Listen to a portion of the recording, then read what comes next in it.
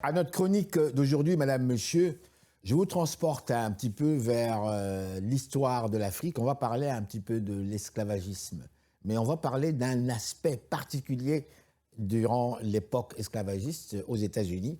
C'est l'histoire de l'homme qui n'a jamais cessé de regarder l'océan. J'ai pris cette histoire dans Facebook et j'ai pu vérifier, c'est une histoire qui semble réelle. Ce monsieur s'appelait Chilukangi.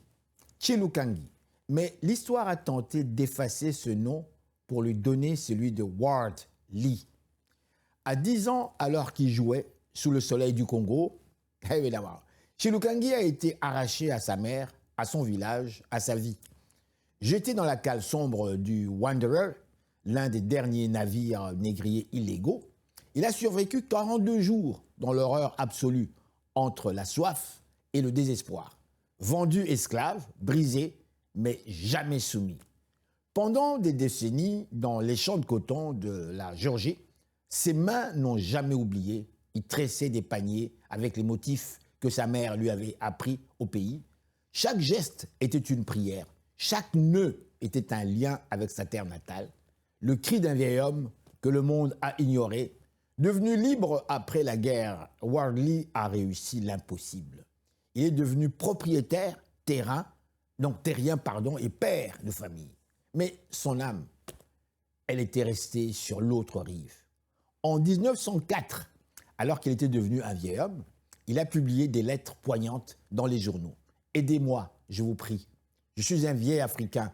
Je veux juste revoir ma maison avant de mourir. » Le monde, qui avait payé une fortune pour l'enchaîner, n'a pas voulu donner un centime pour lui rendre sa paix.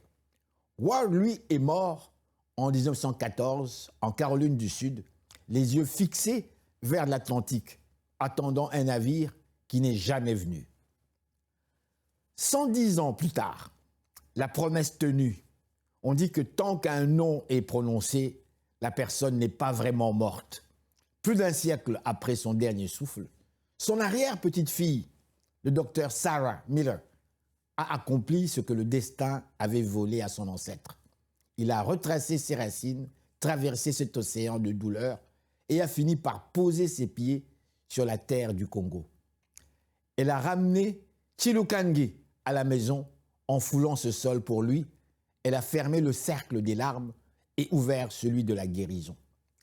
L'esclavage a volé l'enfant, mais n'a pas tué l'appartenance. Merci.